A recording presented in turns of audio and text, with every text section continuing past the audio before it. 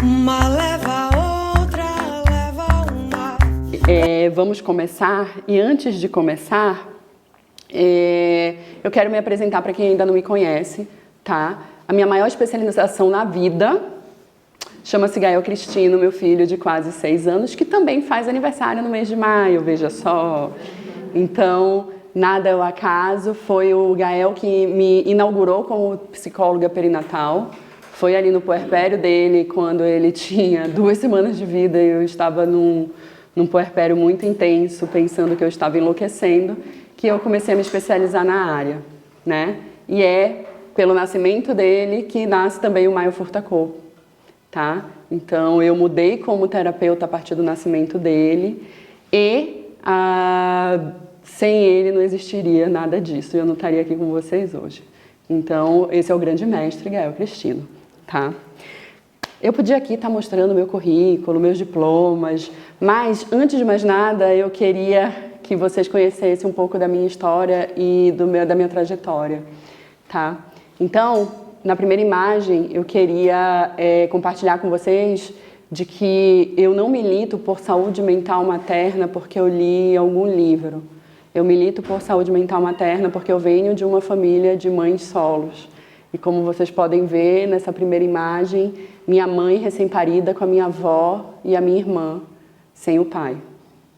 Então, essa é uma imagem que mexe muito comigo e onde eu, trabalhando na área, hoje eu entendo todos os reveses que a vida me deu para que hoje eu trabalhe especificamente com esse público da primeira foto, né? Então também é por elas. A segunda foto é o meu imprinting com Gael Cristino. É o registro da minha imensa transformação como profissional. Foi o primeiro olhar que eu troquei com meu filho. E vocês podem ver, né, que a gente romantiza muito a maternidade, mas olha esse olhar. A gente não sabe se eu estou em pânico, se eu estou vesga, se eu quero sair correndo, se eu estou emocionada, se eu estou dizendo, meu Deus, ele é feio e eu vou ter que amar. Não tem nada a ver comigo e eu achava que era eu dentro do meu próprio útero e ele é a cara do pai e agora o que eu faço com isso? E meu Deus, minha vida mudou para sempre e enfim. Então, né, todas aquelas fotos que vocês veem muito romantizadas de maternidade, eu trouxe a realidade do que foi a minha experiência e o que é a experiência de muitas mulheres. Alguém aqui se reconhece nessa foto desse imprinting aí? Vocês sabem o que é imprinting? Para quem não sabe, eu vou aproveitar e explicar, né? Imprinting é um nome que se dá para o primeiro olhar mãe-bebê ali, né? É o primeiro registro do bebê ser olhado e dessa mulher capturar essa primeira imagem desse bebê no seu cérebro. Então, a terceira foto vai falar para vocês sobre o meu percurso de psicóloga obstétrica, da psicóloga que atua dentro do centro obstétrico, que acompanha partos, que é especialista nessa área, né, do nascimento. E minha primeira especialização foi em psicologia hospitalar. Então, isso justifica muito do percurso que eu tive até aqui, né, e que me abriu para a perinatalidade. A quarta foto é a Nicole militante, que vocês já devem ter visto muito, é da Marcha Maio Furtacô ano passado, né, aqui em Curitiba. Então, eu lendo o manifesto da campanha. Quarta foto é um resumo do que é a minha família de base hoje, minha família de origem, né? Na foto não está o meu marido, que é a família que eu formei, mas ali está a minha avó com seus quase 90 anos, minha irmã, que era aquele bebê que estava na primeira foto ali, minha mãe e o Gael com 1 ano e pouquinho. Isso foi antes da pandemia. O Maio Furtacô ainda não existia, por isso que a camisa é da Puta Peita, não é do Maio Furtacô, tá? Uma foto do manifesto, que é o meu livro mais recente, né, que vocês vão ver em vários lugares da casa também, que não leva esse nome à toa, tá? Eu senti muita falta durante o meu puerpério e durante o acompanhamento das minhas pacientes no consultório, eu sempre senti muita falta de um livro que fosse direto ao ponto. Na minha época, quando eu estava no meu puerpério, todo mundo virava e dizia: Nicole, leia Laura Gutman. Maternidade, o encontro com a própria sombra. Eu li 3 páginas, deprimi, morri e nunca mais recomendei para ninguém, né?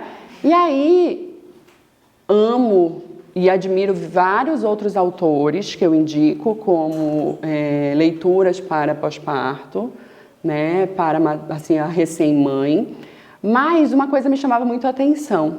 Livros muito grandes com 200, 300 páginas. Quem é a mãe que consegue ler 300 páginas no puerpério? Alguém aqui conseguiu? Já fez testagem de superdatação às tuas habilidades? Não, mas eu desconfio. Sou parte de um grupo de pesquisa neurodivergentes. Amor, então tá bom, tamo junto. Mas mesmo eu sou neurodivergente também, eu também tenho superdotação, but eu tenho TDAH. Então o cérebro fica assim, ó, eu quero, mas não consigo. Eu vou, mas eu derrubo. Tem? Tá. Então, o manifesto é esse pequeno livro pocket pensando em presentear mulheres que estejam grávidas, né, para ter essa leitura leve, direta, sem rodeios, sem psicologias, porque a gente precisa democratizar a linguagem dentro da psicologia, tá? Então, e é um livro de crônicas. Então é aquela coisa, uma crônica tem 1, 2 páginas, pronto, você tem a sensação de que, opa, fiz a minha parte, li um capítulo, né? E ele foi um livro muito baseado nesse processo de olhar para a maternidade da minha mãe e da minha avó, olhar para a minha maternidade e para as conversas, horas infinitas de conversas e sessões de terapia nos meus 6 anos de atuação exclusiva com mães e famílias, né? A penúltima foto é a minha versão professora. Então, eu fui uma pessoa que larguei o mestrado na véspera da tese na Universidade da Sorbonne, em Paris. E se vocês entrarem no meu Lattes, a primeira coisa que aparece é mestrado interrompido. Eu sempre tive essa ferida muito aberta de que eu nunca vou conseguir ensinar na minha vida porque eu não tenho um mestrado, né? E isso é uma cura muito grande, inclusive estar aqui com vocês hoje, podendo fazer isso e me autorizando a fazer isso sem esse diploma, mas com vários outros. Então, eu tenho cursos online para profissionais, né? E depois eu vou mostrar para vocês no final, para quem tiver interesse, especificamente para a perinatalidade, também nessa pegada direto ao ponto, sem rodeios, fazendo vocês aprenderem de fato. Tem uma aluna aqui que já fez as 2 turmas. É um curso. Ela faz parte das 2 turmas do mesmo curso. Vai vindo coisas novas, a gente quer. Tem outra ali, né? Então essa é a minha parte. E a novidade, né, é o Outra Mãe, que é um projeto de videocast que estreou essa semana no YouTube, tá? Eu e um casal de mães que tiveram um bebê, Baby Liam, que estava por aqui ainda agora, né? E a gente está gravando os episódios do Outra Mãe para falar sobre maternidades diversas, né? Dentro do campo da saúde mental. Então, eu sou host do podcast, a gente fala sobre maternidade, mas sempre com evidências. Tássia já gravou, né, com a gente. Então, Tássia, psiquiatra perinatal, colega que trabalha junto, para quem não conhece, trabalha muito alinhada comigo. Então, a ideia do videocast é essa, o Outra Mãe, né, para conversar com todas as facetas de maternidade que existem dentro de todas nós. E para quem não é mãe e está aqui, que existe dentro de todas as mães que vocês acompanham ou virão a acompanhar, né?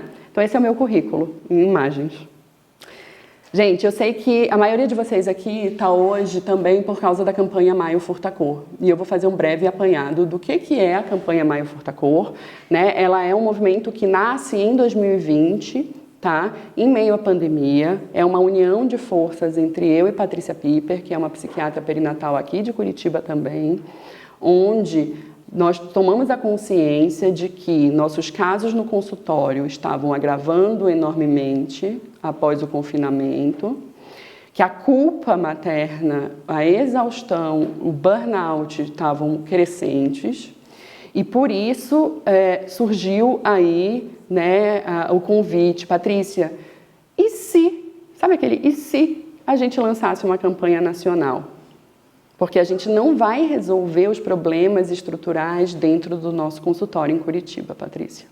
A gente só está medicando e lá fora as pessoas continuam dizendo que a mulher que sofre de depressão pós-parto é uma mamãe, como é que pode, é um anjo, é uma bênção, e todas essas crenças.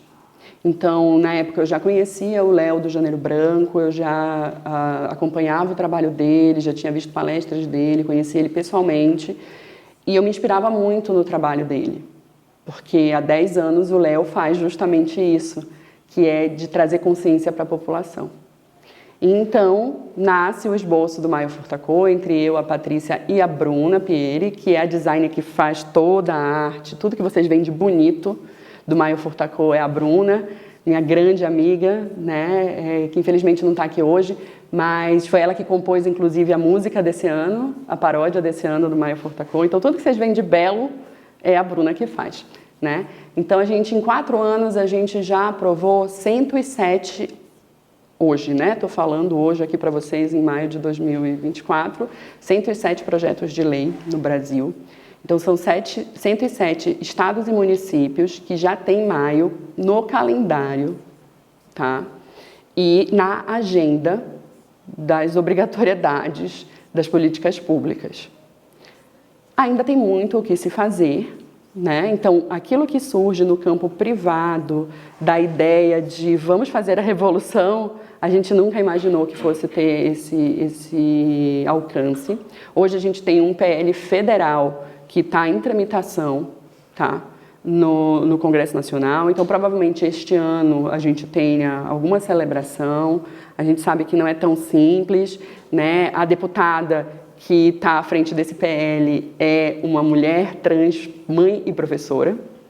Então, se a gente aprovar esse PL, vai ser uma grande vitória para a diversidade e para tudo que a gente acredita dentro do campo da saúde mental, né? Então, coisas importantes para falar sobre o maio, e que todo esse ano acho mais importante ainda, né, porque existe quanto mais dizem assim no mundo digital, né, quanto mais você cresce, mais hater você tem, e quando você tem hater é sinal de sucesso. Veja só o caminho que a gente está indo.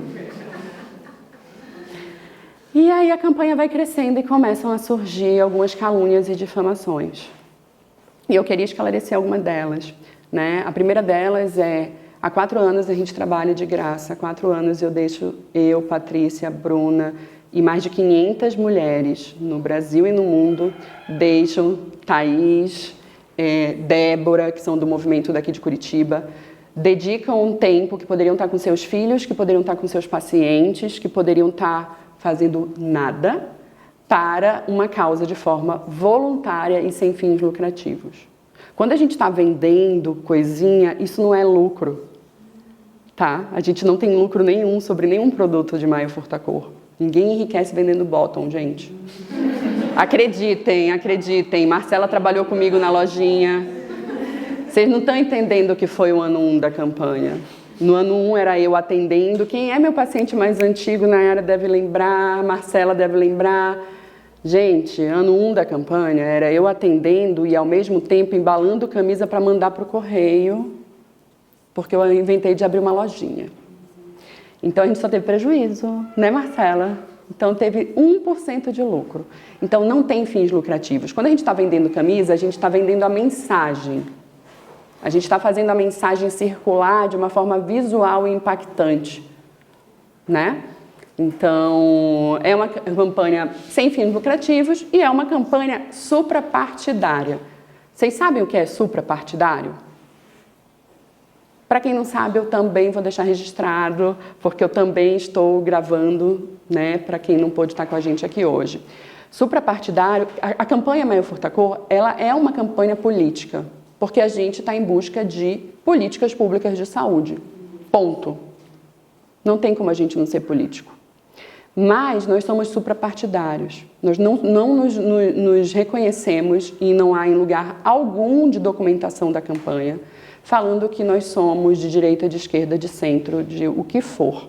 Nós somos suprapartidárias, isso quer dizer que a gente circula por todos os partidos, porque a gente precisa que esses PLs sejam aprovados. Tá? Então, a gente tem o primeiro PL do Maia Furtacor, foi aprovado 1º de maio de 2021, no dia do lançamento oficial da campanha. Ele foi protocolado aqui em Curitiba por um deputado do PL. E aí a gente tem deputados do PT, do PSOL. Tanto faz. A gente não vai militar politicamente em termos partidários. Então, suprapartidário quer dizer, nós vamos circular por todos os partidos com o intuito de conseguirmos aprovar leis, porque é assim que a gente faz a mudança, mas nós não nos submetemos a nenhum partido. E eu quero aproveitar, porque esse grito está entalado, né? Então, há também algumas crenças sobre sermos uma campanha de mulheres privilegiadas brancas, e eu gostaria de dizer que sim, somos nós mulheres privilegiadas brancas que temos condições capital, tá, para lançar esse tipo de projeto, mas que ele chegue nas mulheres vulneráveis e periféricas, certo? Então, eu queria muito deixar isso registrado, porque quem trabalha há tantos anos, né, vamos lá, meu filho vai fazer 6 anos, então mais da metade da vida dele eu estou dedicando ao Maio e não a ele, em alguns momentos, como esse sábado de sol. Então, eu queria muito deixar essa marca de que para fazer a mudança que a gente tanto se queixa do mundo, a gente precisa ter coragem.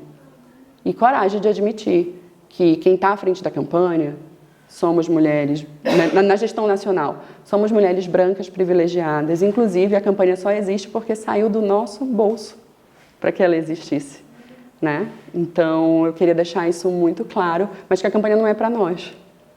A campanha é para que a gente leve, dentro dos nossos consultórios, quem é psicóloga aqui, leve individualmente para quem tem condições de pagar uma sessão de terapia.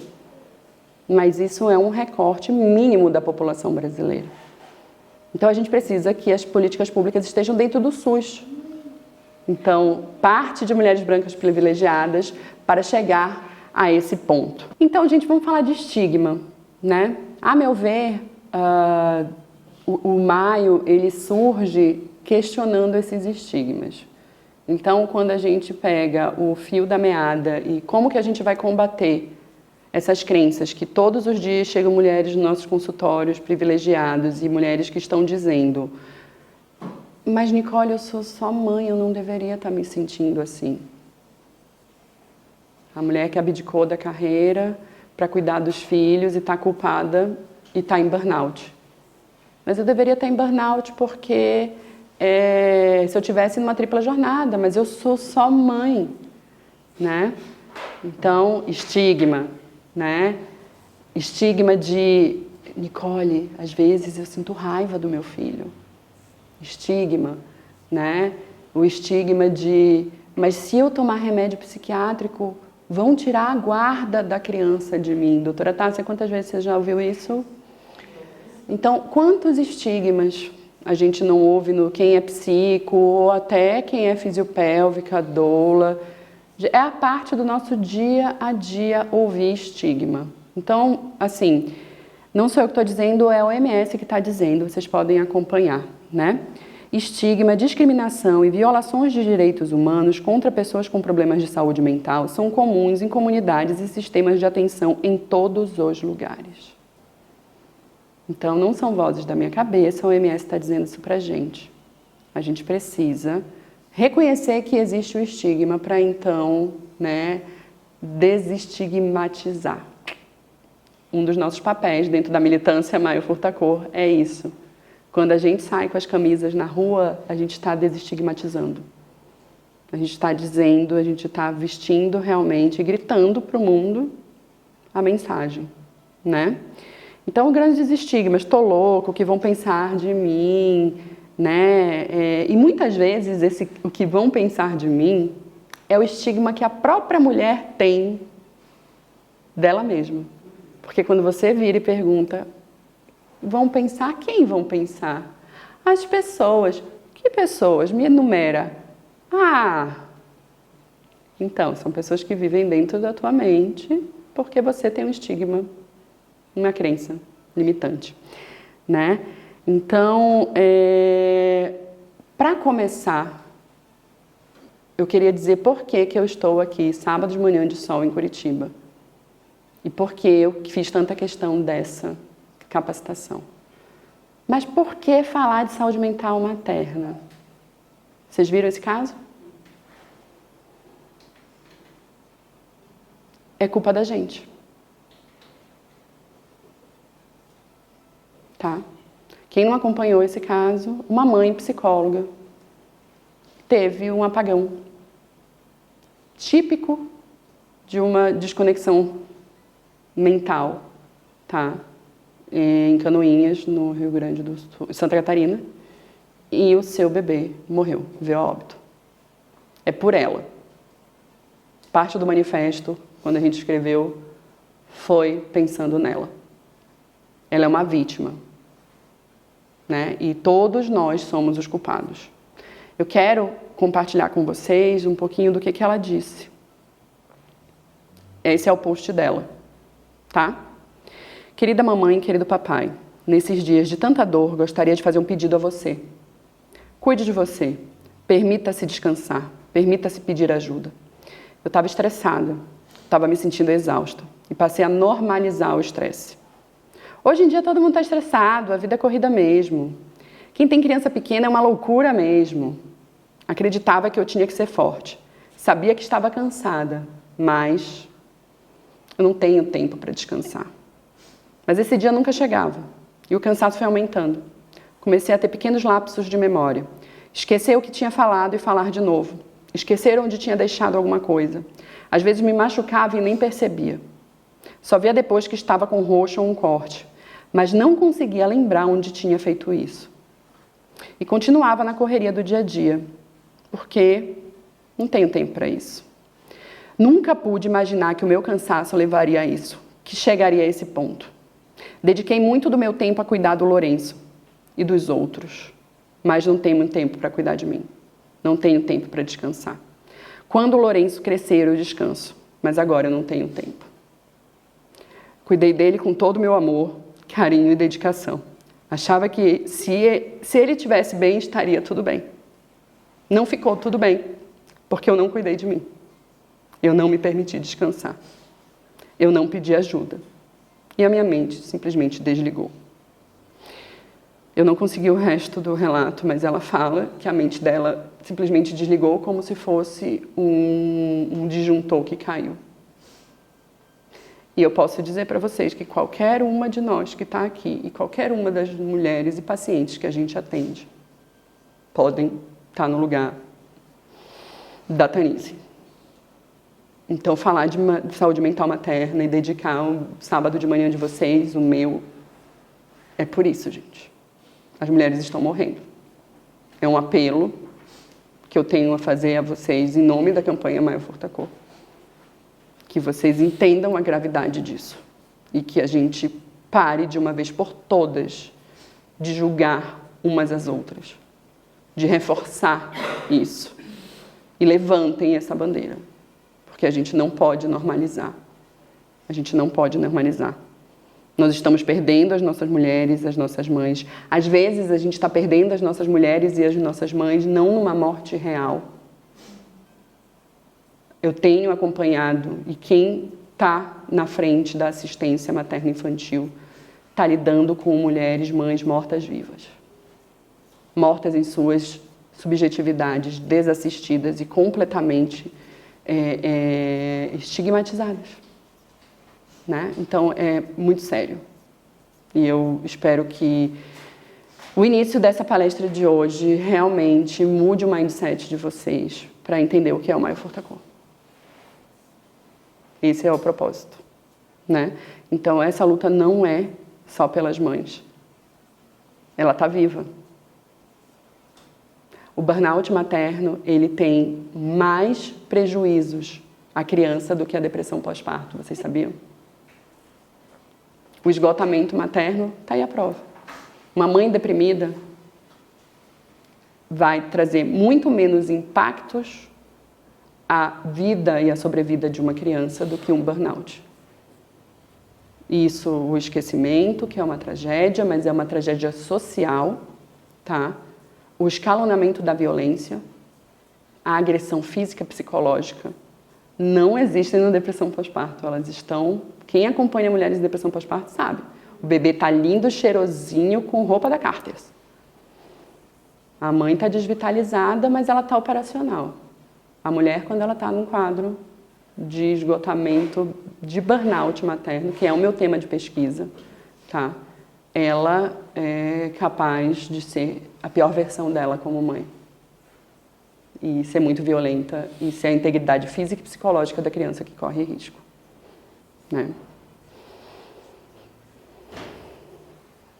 Então, gente, toda a campanha Maio Furtacô, ela é baseada em evidências científicas e o que a Organização Mundial da Saúde, o órgão máximo que rege todas as profissões e todas as lideranças de saúde no mundo, diz que todas as mulheres estão suscetíveis a adoecer durante a gestação até o primeiro ano de vida do bebê, tá? Então, essa informação, ela é fundamental, por quê? Porque a gente para de achar que existe o perfilzinho da mãe deprimida. É a mãe mimimi, é a mãe, eu já ouvi coisas do tipo, vocês já devem ter ouvido cada coisa também, né? Eu já ouvi, por exemplo, ai, Nick, você trabalha com depressão pós-parto, mulheres nesse período, né? Que a mulher engorda muito, né? Depois do parto, a autoestima fica péssima, e por isso que ela deprime, né? Eu disse,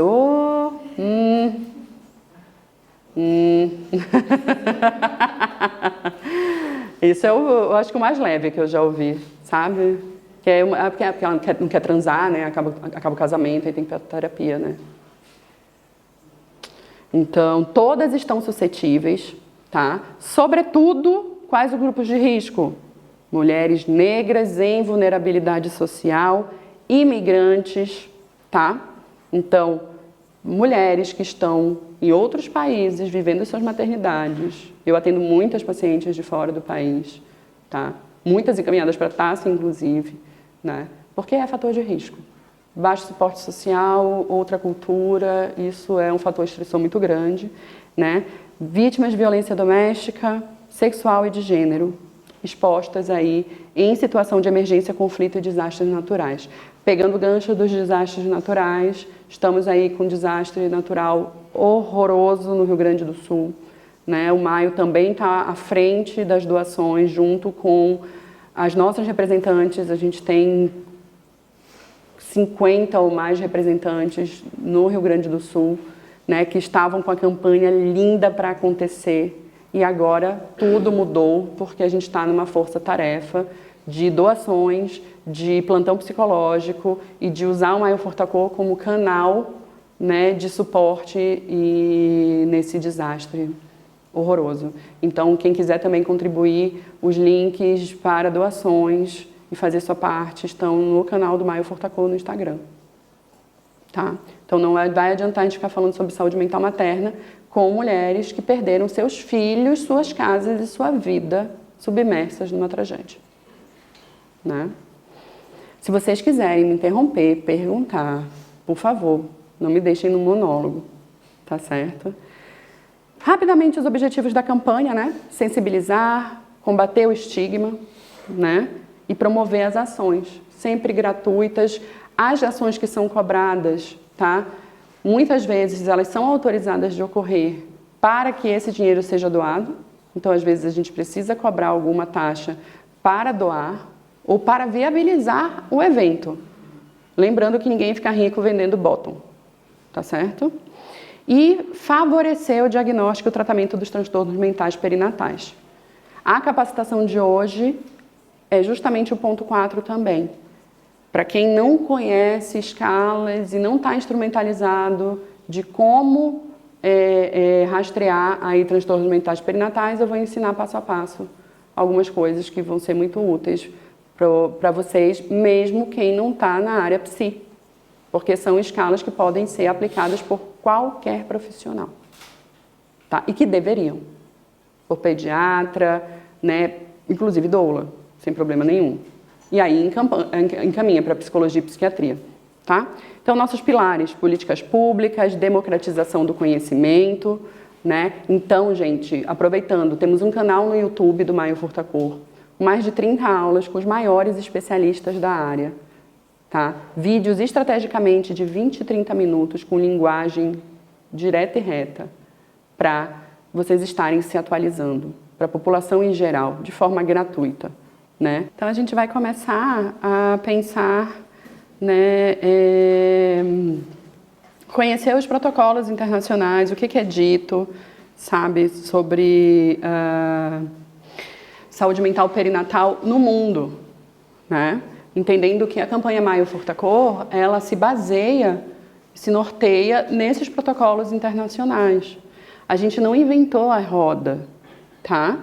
Então, ela é uma campanha, a gente se diz a todo momento, é uma campanha baseada em evidências científicas, porque a gente estuda muito, tá, os protocolos internacionais de assistência à saúde da mulher, à integralidade da saúde da mulher e a agenda aí da saúde mental da mulher durante o período perinatal. Eu trago aqui uma citação que eu traduzi, livre tradução, do James Heckman, que ele é um prêmio Nobel de Economia, tá? Onde ele diz, eu gosto muito dessa citação porque ela justifica a existência de campanhas como Maio Furtacor, tá? Então, nós podemos optar por investir precocemente para reduzir as desigualdades e evitar fracassos, ou podemos enfrentar as consequências e agir posteriormente quando se tornarem mais desafiadoras e dispendiosas a serem minimizadas, tá? O James Heckman, ele é responsável, vou mostrar para vocês, por um estudo, um levantamento feito no Reino Unido. Contrataram ele como head de economia, tá? Para contabilizar quanto custa aos cofres do Reino Unido o adoecimento mental perinatal. Então, mais para frente eu vou mostrar para vocês, tá? Vou trazer algumas definições, antes de mais nada, para a gente entender o que é saúde mental na definição da OMS e o que é a saúde mental materna e o que é saúde mental perinatal. Porque tem uma certa confusão e eu queria que vocês saíssem daqui sabendo diferenciar, tá certo? Então, segundo a OMS, saúde mental é caracterizada por um estado de bem-estar em que o sujeito reconhece suas próprias capacidades, é capaz de lidar com o estresse cotidiano, desempenha um papel produtivo, olha o capitalismo, e significativo e contribui de forma positiva para a comunidade em que está inserida, tá? Você vê que, resumindo, para a OMS, saúde mental é um bem-estar mental e psicológico para contribuir para a comunidade. Dentro do capitalismo, a gente está falando trabalho, né? Temos questionamentos sobre isso. As fotos que vocês estão vendo são da marcha do ano passado, tá? Esse ano, dia 18, teremos marcha, tudo indica, estão todas convidadas, tá? A gente vai divulgar em breve. E saúde mental materna, tá? Essa definição não é uma definição da OMS, essa é uma definição minha aplicada dentro do Maio Furtacor, tá? Porque se vocês forem atrás dos manuais e em qualquer outra língua, não vai estar tão bem, não está claro. Tanto que tem muita gente que está fazendo TCC e tudo. Nicole, onde você tirou essa definição? Não temos. É uma definição realmente construída a partir dos meus estudos e colocada no Maio Furtacor, tá? Então, a expressão saúde mental materna diz respeito ao estado psicológico e emocional das mães ou pessoas que gestam e maternam, tá? Um ponto para a campanha, a gente tem que ter muito cuidado para a diversidade dentro da campanha, tá? Então, reconhecer que homens trans gestam. Então, por isso que, dentro da definição de saúde mental materna, a gente precisa colocar mães e pessoas que gestam e maternam. Tem muita gente também, falem sobre a maternidade adotiva, a gente fala a todo momento sobre, né? Temos o podcast da campanha, temos o blog da campanha, onde está tudo documentado, as maiores referências em adoção já foram entrevistadas, a gente já falou, já fizemos live. Então, entender que dentro da definição de saúde mental materna, a gente não está falando só de mamães, tá? Cuidem disso. Abrangendo aspectos como bem-estar mental, equilíbrio emocional e a capacidade de lidar com os desafios associados à maternidade. Isso inclui gestação, parto, pós-parto, adoção, lutos e todo o espectro que existe dentro da perinatalidade e parentalidade, tá? Diga. Quando a gente fala de mental materna, a gente cai, obviamente, naquilo que é social, que vem do gênero feminino. Sim. E quando a gente fala do paterno, a gente vai falar mental paterno? Não, a gente vai falar aqui. Tá. O spoiler disso, tá? Entendi. Qual que é o termo utilizado nas evidências científicas, nos protocolos internacionais, nos documentos da OMS, das grandes referências que a gente tem mundiais? Saúde mental perinatal. Tá? Por quê? Saúde mental perinatal se refere à saúde mental pais e mães que estão englobando o período da gestação, parto, pós-parto até 1 ano do bebê. Aí tem muita gente que diz, a campanha Nicole só fala mais para período perinatal. Por quê? Porque é o período de maior vulnerabilidade. É o período onde mais tem suicídio materno, vou mostrar para vocês. Então, a campanha dialoga com todas as mães, mas políticas públicas de SUS, a gente vai precisar falar de saúde mental perinatal, tá certo? E aí, sim, até 15% dos homens abrem quadros de depressão paterna, tá? E, infelizmente, a gente tem aí uma defasagem muito grande na nossa formação de identificar isso, tá? E tratar. Eu acompanho o caso, na verdade, de paciente que o marido se suicidou no primeiro ano de vida do bebê. Ou seja, é um caso de saúde mental perinatal. E a gente tem bastante sintomatologia, às vezes, nos homens, desde a gestação. Exato. Homens que fazem Exato. renal, Exato. homens que fazem... Né, Poliqueixosos, comportamentos de risco, de violência. Então, assim, isso são sinais que Sim. dão um monte de pista. Sim, a gente não pode ignorar. Por isso que sempre falo, né? Quem é psico, quem trabalha no campo materno-infantil, a gente faz um trabalho familiar. Familiar. Todos os protagonistas precisam estar sendo vistos. Tá?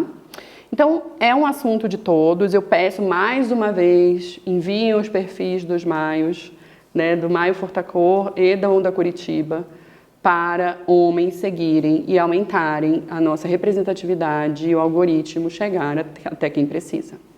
Tá? Então, a gente se baseia muito pela a maior, né, a instituição, a maior associação de saúde mental perinatal no mundo é a Maternal Mental Health Alliance, tá?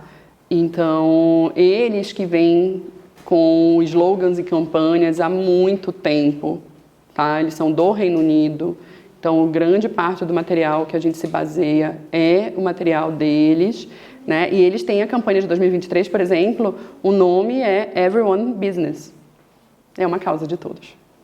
E eu chamo vocês para pensarem a saúde mental materna como uma causa de todos. Por isso que quando a gente vai para as marchas, a gente tem que levar homens e crianças, não é clube da Luluzinha. Tá certo? E aí, o que dizem as diretrizes internacionais? O Sylvain Missonnier, que ele é um psiquiatra perinatal francês, tá, da Universidade da Sorbonne, ele diz que a política de saúde mental perinatal de um país é um indicador fiel do seu nível de civilização. E eu posso dizer para vocês que no Brasil a gente está aonde? Na selva. Tá? Não sei o que estou dizendo, são as Nações Unidas, né? 20% das mulheres vão ter doença mental durante a gravidez ou pós-parto, tá? Esse é um contingente muito grande.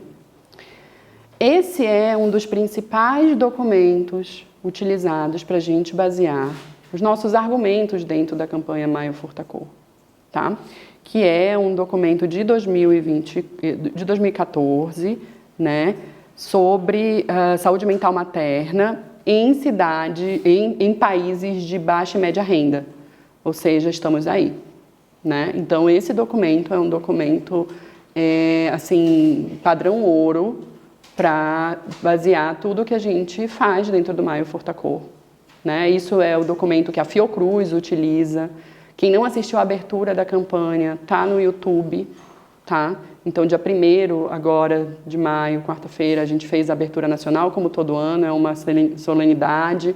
Estavam conosco as maiores pesquisadoras do campo, né? Que é a Érica Vieira Sá, que está dentro da Unifesp, USP, a Márcia Baldicerolo, que é aí uma das encabeçadoras da pesquisa Nascer no Brasil.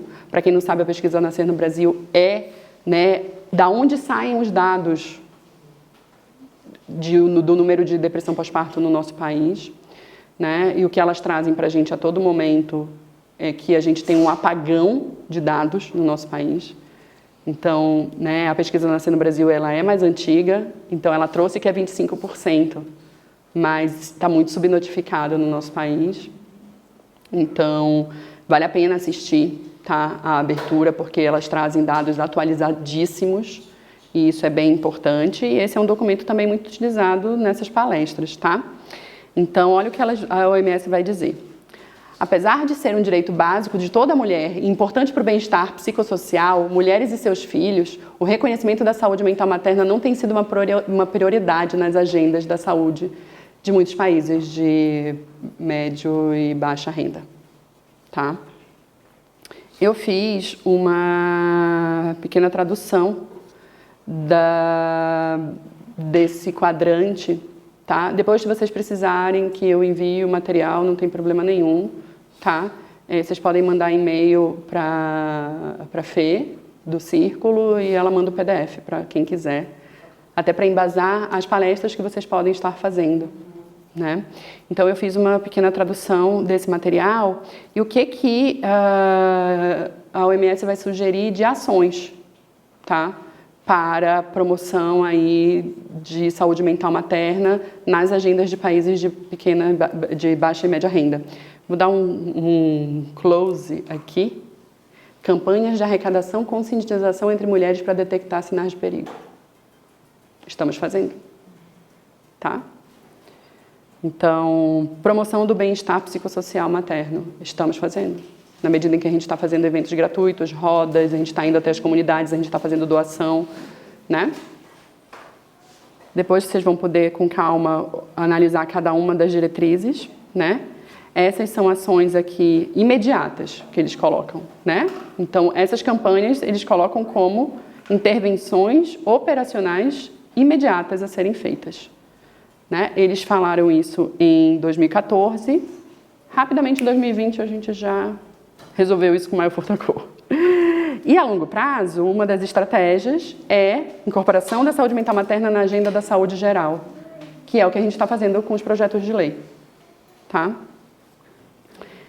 Outro material muito importante, tá? Sobre os cuidados maternos para uma experiência positiva de parto e nascimento. Isso aí também vale para todo mundo da assistência, enfermeiras, doulas que estão aqui com a gente, físio, né? Esse é um documento, assim, padrão ouro também, tá?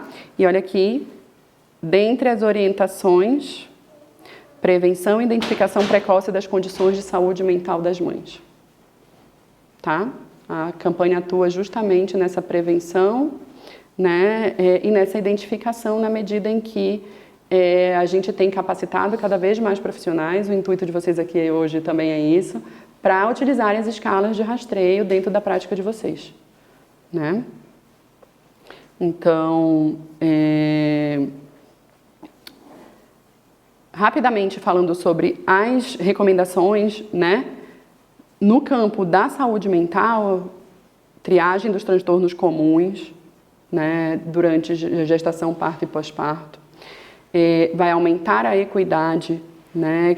principalmente quando a gente está falando da construção de programas para manejo desses transtornos, né? A gente tem que ter muito cuidado, porque a maioria das escalas de rastreio são de alto preenchimento e a gente precisa entender que a gente vai muitas vezes estar lidando com mulheres analfabetas.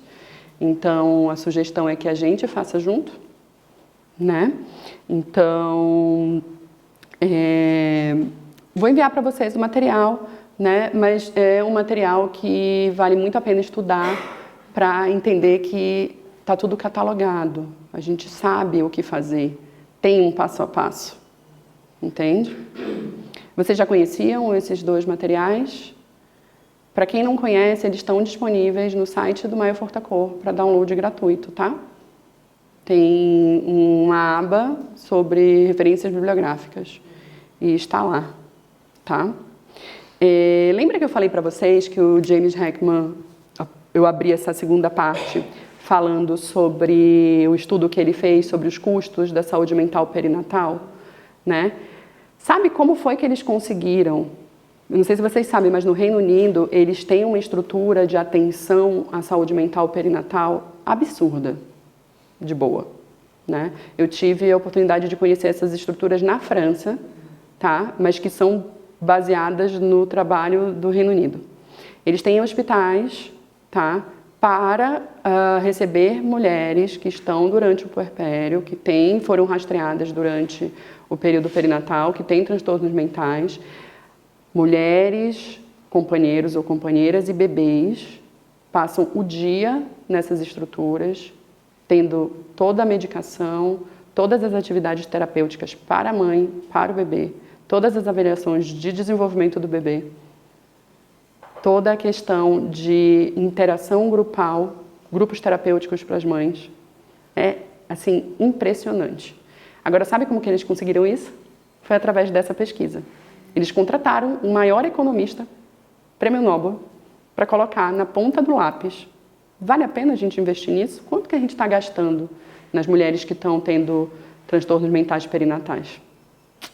E eles chegam à conclusão, tá? Que custa 8,1 bilhões de libras por ano aos cofres do Reino Unido. Foi nesse momento que eles disseram, então tá bom, né? Tá caro. Então a gente vai fazer, né? Então, como que eles pegaram esses custos, né? Então eles pegam despesas com atendimento médico, medicamentos, terapias, internações hospitalares, tudo o que o sistema público de saúde deles tem que oferecer para uma mulher que está com algum transtorno mental durante o período perinatal, eles catalogaram, né? Perda de produtividade do trabalho, afastamento de trabalho, né? E o impacto das relações familiares e nas próximas gerações. Isso é ano, tá? Então, não sei se vocês já conheciam esse estudo, já tinham ouvido falar. Mas, bom, ele é um excelente estudo para palestrar e ter argumentos. E por que saúde mental materna importa? Tem 80 slides aqui para vocês depois estudarem, tá bom? A boa notícia é que esse mesmo consórcio de pesquisa em inglês tem um braço aqui no Brasil, tá? Que inclusive é um braço que super dialoga com o Maio. E eles realizaram em 2022 o mesmo estudo aqui no Brasil, tá? A amostra foi diferente e os critérios foram diferentes, tá? Mas o custo que as pesquisadoras aqui, elas pegam exclusivamente depressão e ansiedade perinatal. Ela não vai colocar todos os transtornos. Não vai entrar psicose, não vai esquizofrenia, autismo, nada disso, tá?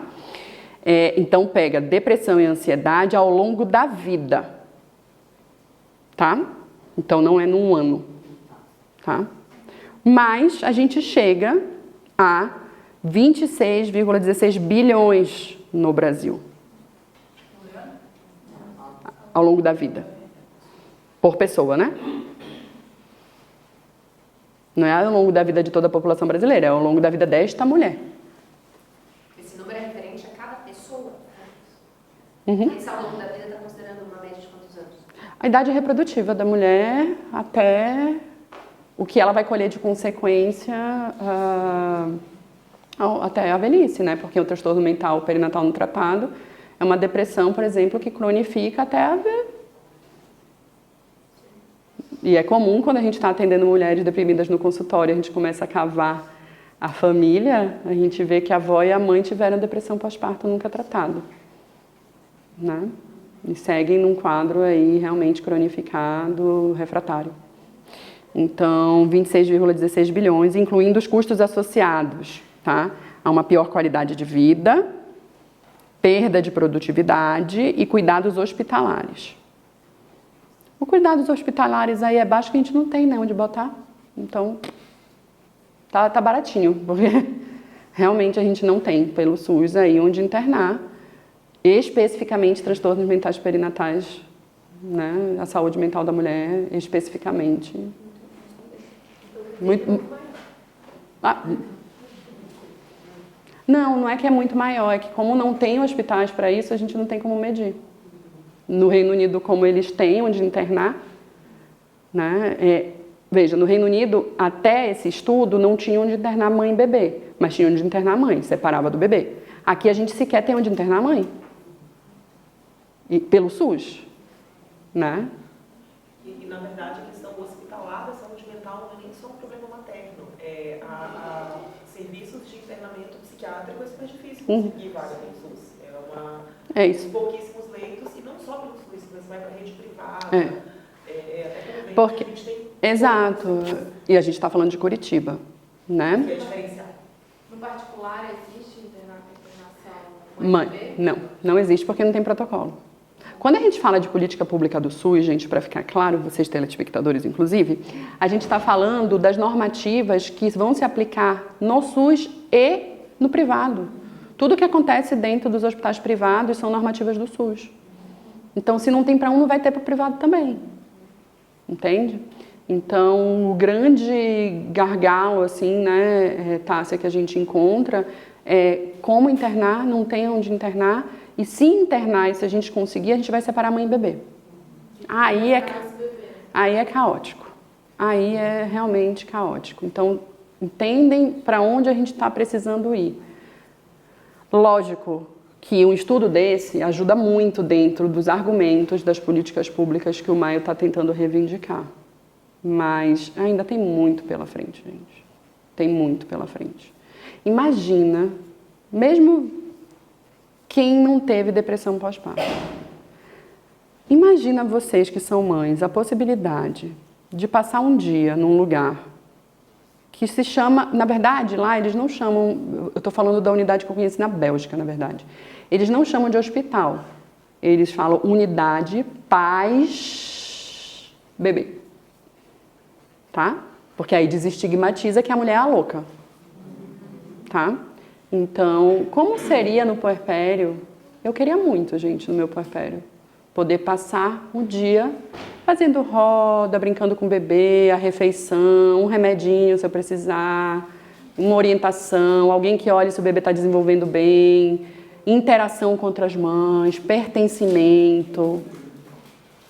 Isso tudo existe, é possível, né? E a gente está tentando. Mas ainda tem muito pela frente. Mas quanto mais a gente difunde informação e quanto mais a gente compartilha mesmo estudos, né? E eu entendo que cada uma de vocês que está aqui pulverizam essas informações e levam adiante para o resto da população. Entende? Então, quando os custos, foi calculado os custos associados ao suicídio materno, tá? Aqui no Brasil. Salta, tá? Os custos totais aumentam para 4,93 bilhões. O que era 4,86 passa para 4,93. Pelos meus cálculos, vai chegar a quase 30 bilhões de reais. Tá? Então, o que as pesquisadoras... O resumo desse estudo é: Nossos resultados ilustram a justificativa econômica para o investimento nessa área. É um investimento, né? Então, para a gente conversar com político, com o Ministério da Saúde no nosso país, a gente precisa disso. Vocês estão perdendo dinheiro, entendeu? É o primeiro estudo que estima os custos de problema de saúde mental, perinatal, num contexto de um país de baixa e média renda. Então, ele é um estudo muito valioso. O grande lance disso tudo é como precificar saúde mental. Mas elas fizeram isso. Né? Mas elas fizeram isso. Fizeram isso na real. No Brasil. Aqui no Brasil? Esse aqui. Não. Tá aí. Mas aí aquela parte dos cuidados hospitalares a gente não tem precificação porque não tem aqui. Tem precificação, 0,05 bilhão. Tem, mas não é tão alto como no Reino Unido. Cadê o do Reino Unido? Não é tão alto quanto os 8 bilhões do Reino Unido, porque lá eles têm muito mais unidades de internamento. De cuidado. É. Mas tem como precificar, e foi exatamente o que eles fizeram, o método de pegar todo o custo, justamente, né, de perda de produtividade, de cuidados hospitalares e pior qualidade de vida, e fazer esse levantamento. Esse estudo também está no drive do Maio Furtagol no site, então se vocês quiserem ver exatamente como que foi feito, deem uma olhada, né? Queria falar com vocês um pouquinho sobre como que, né, a gestação ela altera o cérebro da mulher, tá? Então, estudos como esse, tá? Esse é um estudo de 2016. Estudos como esses vão mostrar que vão trazer evidências em imagens de ressonância magnética sobre as alterações estruturais ocorridas no cérebro da mulher durante a gestação até 2 anos do bebê. Então, eles vão pegar uma amostra de 2.000 mulheres, tá? Então, é um estudo muito relevante, porque é um estudo publicado na Nature, né? E ele vai calcular aí a espessura do córtex e vai constatar uma diminuição do volume do cérebro. Oh, meu Deus, Nicole, a mulher ficou com o cérebro diminuído. É um fenômeno, né, que vai explicar muito do processo adaptativo que a matrescência traz para todo o corpo da mulher. Eu gosto muito de dizer para minhas pacientes, né, você está alterada. E não lute contra o que eu estou lhe dizendo. Isso não é uma ofensa. Você está alterada em todos os sistemas do teu corpo, né? Então, a diminuição do volume do cérebro, né, não é sinônimo de que essa mulher está ficando burra, mas é sinônimo de que esse cérebro vai estar se especializando no que é essencial e urgente. É um período aí, gestação e até o 2º ano do bebê, um período de intensa neuroplasticidade. Então, esse cérebro vai estar muito mais especializado, tá, em tudo que tange a empatia, tudo que tange a previsibilidade. Por isso que quando eu ouço as mulheres dizendo, mas meu marido é muito lento, porque eu já vou, mas lógico, amor, o teu cérebro tá assim, e todo... Salva o bebê, é assim que ele tá, né, Tássia? É isso. Cuida do bebê. É algo que a gente herda, né, do nosso cérebro mais primitivo e que nos permitiu estar aqui hoje. Se as nossas tataravós não tivessem ficado malucas igual a gente, também fica do nosso puerpério. Malucas no bom sentido, tá, gente? Por favor, brincadeiras à parte. A gente não estaria aqui. Então, ter esse tipo de informação é essencial para a nossa conduta frente às mães, né? Para trazer essas evidências e explicar que é um processo de especialização desse cérebro, né? Existem perdas cognitivas, perdas de memória, tem uma série de perdas, mas a gente também vai ver os ganhos ali na frente que eu vou mostrar para vocês, tá bom? Inclusive, os neurocientistas hoje empregam o nome nomimnésia para falar sobre essa perda cognitiva e de memória muito comum aí, desde a gestação até pelo menos o 2º ano de vida do bebê. E aí eu pego um gancho com as nutris que estão aqui, com as psicos, com todo mundo, né, gente? Tem perda de memória? Tem. É esperado? É. A mulher fica com uma amnésia? Fica. Mas, por favor, peçam exames sanguíneos. Por favor, suplementem. O que eu tenho recebido no consultório de pacientes com deficiência de vitamina D. Gente, deficiência de vitamina D, a pessoa não raciocina. B12, vitamina D, magnésio, né? Marcela aí muito me ensinou já, é nutri materno-infantil, né? A gente discute bastante isso no consultório. Eu peço muito a ajuda da Marcela também nesse campo da suplementação, porque não adianta a gente ficar dizendo, mas é assim mesmo.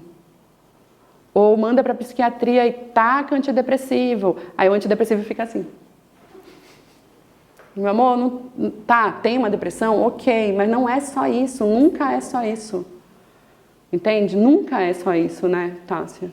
Então, assim, olhem os exames clínicos dos seus pacientes, discutam com os médicos, com os nutricionistas, suplementem, tá? Porque esperar 2 anos do bebê para ir fazer alguma coisa, essa mulher já está num burnout grave. E burnout tem biomarcadores sanguíneos, tá? Então, a gente... O mínimo, exatamente, corretamente. Né? Ter uma nutrição balanceada. Porque a gente não tem como, gente, tratar a saúde mental como algo isolado da saúde integrativa. Tá? Então, cada vez mais tem surgido esse movimento de que não tem saúde sem saúde mental e vice-versa. Tá? Então... existem dados que vão mostrar pra gente que 4 a cada 5 mulheres apresentam uma amnésia, tá? Mas que traz muitos prejuízos, essa falta de memória e esse déficit cognitivo. Ou seja, façam os exames, peçam os exames das pacientes de vocês, né? Indiquem nutricionista, médicos de confiança, né, atualizados, para que estejam de olho nisso, porque senão a gente só vai estar, quem é da área psi só vai estar... Vocês já viram aquele meme que é a pessoa com um rodo na beira da praia? É isso que eu sinto que eu estou fazendo às vezes no consultório. Que aí vai ver a ferritina 12? Como assim? Anêmica. Não está deprimida, você está anêmica. Primeiro... né? Vamos sair da anemia. Depois, aí ajuda o antidepressivo te ajudar, né? Porque senão não dá, né? Esse é um outro estudo também muito utilizado para falar, né, qual que é o impacto da matrescência, da maternidade na cognição e no cérebro. Eu dei uma traduzida aqui para mostrar para vocês, tá? A imagem. Então, a matrescência vai ser aí esse período de gestação, pós-parto, caminho para a maternidade, né? E que vai haver aí uma forte influência hormonal, tá? Nesse cérebro, que vai, ao mesmo tempo que tem essa forte influência hormonal, vai ter um aumento de uma carga muito grande cognitiva. É um cérebro que está tendo que trabalhar a 300 vezes a capacidade dele. Quem é mãe tem a sensação de eu não dou conta, é muita coisa para assimilar ao mesmo tempo, né? Então, tem a coisa de piorar a memória subjetiva, né? E o estudo mostra também a diminuição da massa cinzenta, o que corrobora justamente com essa parte das perdas cognitivas e de memória, né?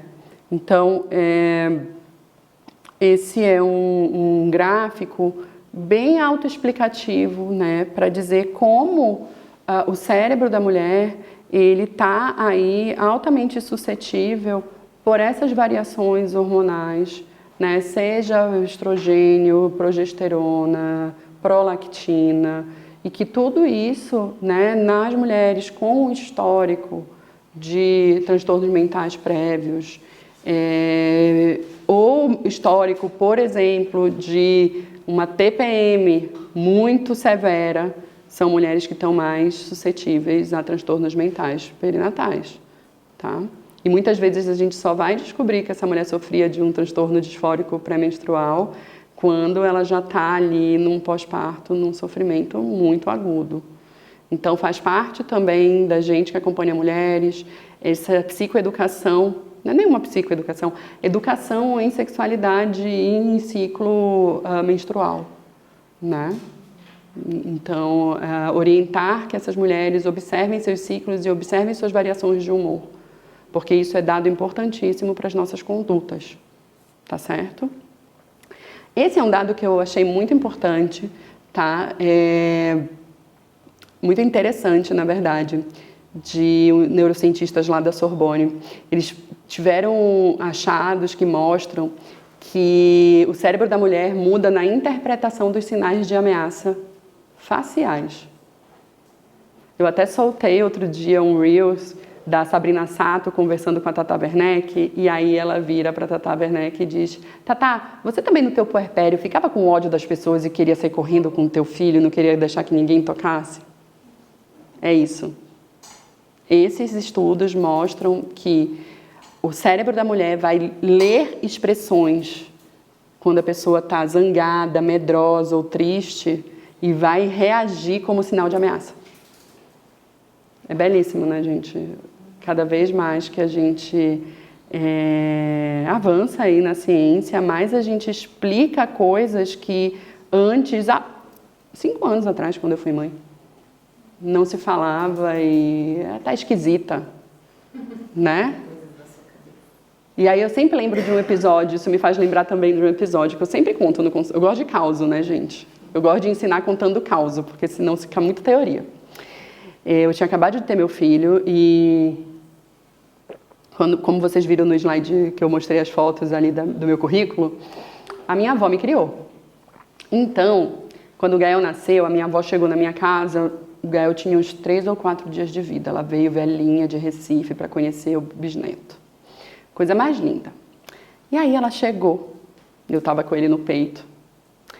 Ai, que coisinha mais linda, eu vou roubar ele para mim. Meu amor, eu senti um negócio de um tigre dentro de mim que ia atacar a véia. Eu fiquei com uma sensação de ameaça absurda da pessoa que jamais me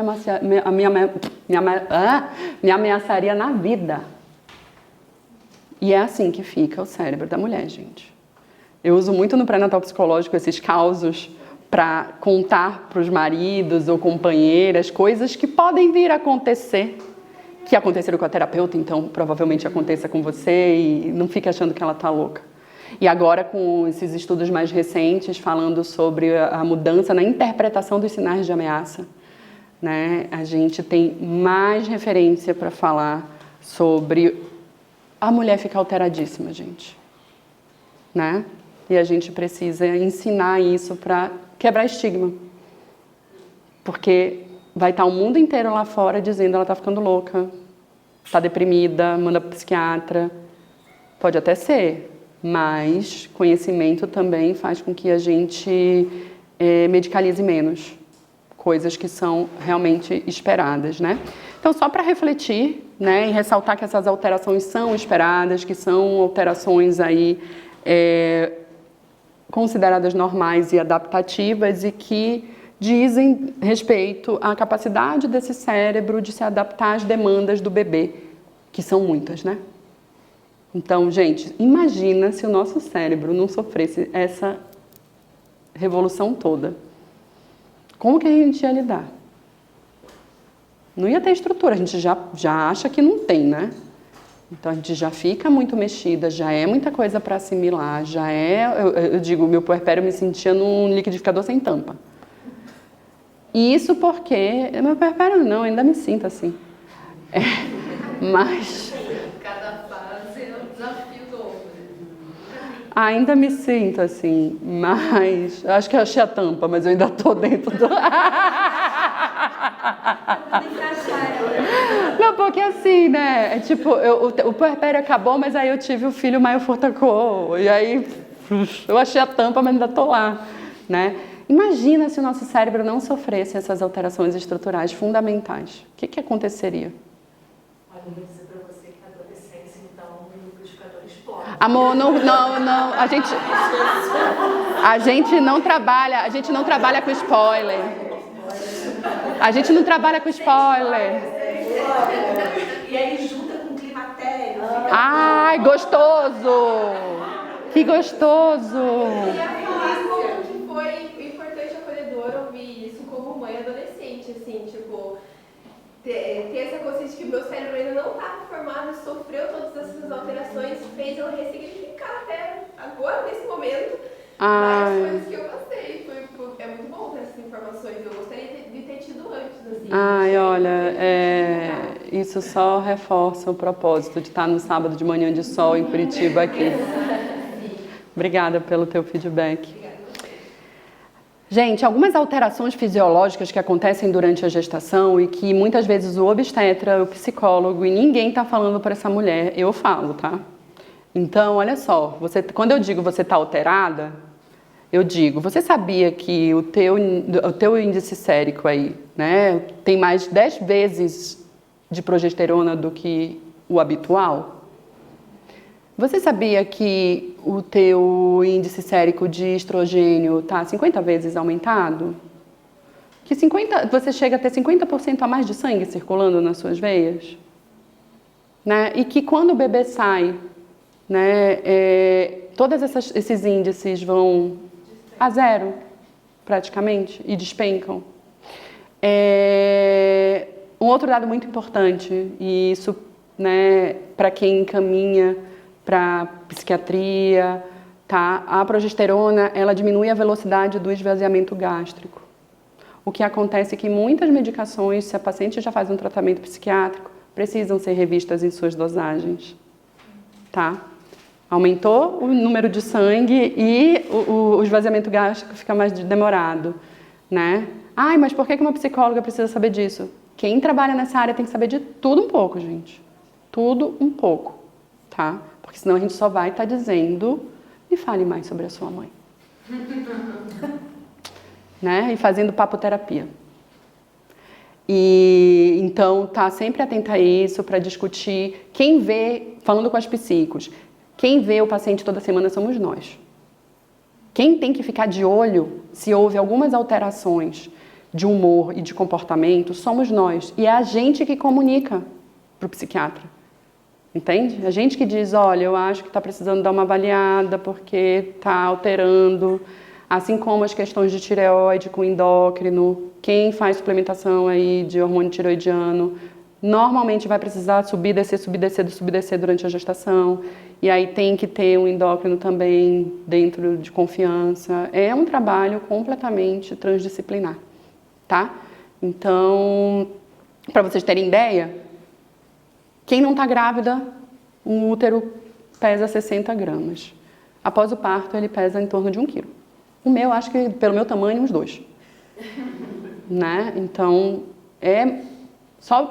acho que quando a gente fala de números, a gente sai da parte muito psicológica, etérea, e vai para a coisa prática. Tem um corpo sofrendo alterações muito significativas, né?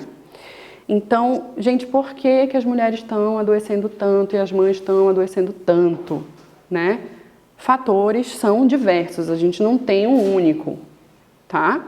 Então, envolve fatores históricos, culturais, sociais, físicos, histórico, né, familiar, genético, hereditário, né?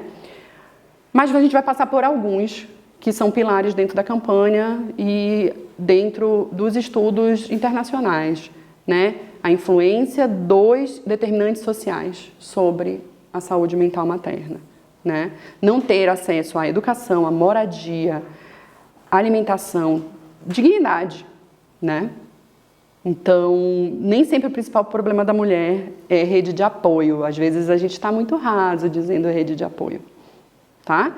E sim fome, doenças sexualmente transmissíveis, infecções sexualmente transmissíveis, né? Então, a OMS vai dizer para a gente, desigualdades sociais e econômicas, emergências de saúde pública estão entre as ameaças estruturais, globais à saúde mental. Jamais podemos esquecer disso, né? O nosso país é muito pobre em planejamento familiar, então mais de 55% das mulheres brasileiras não planejaram engravidar. Isso, existe um gargalo também na saúde mental, tá? Então, é um número muito alto, considerado as médias mundiais, e que traz aí diversas repercussões, gravidez na adolescência, né, vulnerabilidades sociais e tudo mais. Romantização da maternidade, né, que eu acho que é o que a gente mais fala aí dentro da campanha, né, essa crença, houve durante muito tempo, dentro da própria psicologia, a crença e da medicina, de que a gestação era protetiva da saúde mental da mulher. O que a gente sabe é que é totalmente o inverso e que é o momento de maior vulnerabilidade a adoecimentos mentais, né? Então, quando a gente está romantizando, a gente está romantizando, às vezes, sem se dar conta. Quando uma mulher vira para você e diz, eu estou grávida, cuidado para você não sair dando parabéns, porque você não sabe qual é a história. Entende? Você não sabe se ela foi vítima de abuso, você não sabe se é uma gravidez totalmente indesejada, você não sabe se ela tem um planejamento, inclusive, de interromper essa gravidez. Né? Então, a gente precisa ter muito respeito em relação a isso. Em vez de dizer parabéns, é como que você está lidando com a notícia. Né? Cautela em relação a isso. A invisibilidade, né? Então as mulheres sofrem muito silenciadas, muito sozinhas, como eu falei no início, né? Mas eu sou só mãe, eu não deveria estar me sentindo assim, eu sempre sonhei e agora, né? Então é o ponto da gente estar sempre lembrando da ambivalência, né, que todas as nossas relações a gente ama e odeia. Pensem em todas as relações de vocês, né? Tati, ama e odeia o marido? Sim. Também. Amo e odeio meu cachorro. Amo e odeio minha mãe. A gente ama e odeia todas as nossas relações. E é natural que com o filho a gente tenha sentimentos negativos. O que não quer dizer que a gente seja violenta com eles. Não sei se vocês lembram o caso da Fernanda no BBB, que foi a maior bafafá, que até a Xuxa se meteu para falar da mulher, entendeu? Gente, a mulher, mãe solo, mãe de 2, um autista, um perrengue desgraçado, ela está falando do perrengue dela, ela diz, tem dias que a minha vontade é fazer isso, mas eu aperto, eu adoro quando ela fala isso, eu aperto o botão da demência, né? Que é basicamente o botão protetivo que faz com que a gente não seja violento com nossos filhos. Mas todos somos potencialmente. Né? Porque há ambivalência em todas as relações humanas. Né? Gente, um ponto que é muito presente na nossa discussão, na discussão da saúde mental atual no Brasil, é a questão da carga mental. Né? E a gente precisa entender o trabalho do cuidado como trabalho não remunerado. E hoje nós temos aí, né, diversas pesquisas que nos amparam com dados preciosos sobre os valores, mais uma vez, de quanto custaria se nós fôssemos remuneradas para cuidar da criança, da sogra que adoece, da avó, da mãe, de toda a população, de tudo que a gente cuida. Né? Bastante pesquisa sobre a economia do cuidado, tá? Então, eles fizeram, né, uma pesquisa para ver quantas horas as mulheres dedicam de trabalho não remunerado comparado aos homens, né? Então, primeiro, o que é a economia do cuidado? É um conjunto de regras invisíveis que organiza a forma com que a gente vive, né? Então, se não tivessem cuidado da gente não estava aqui hoje. E quem cuidou da gente?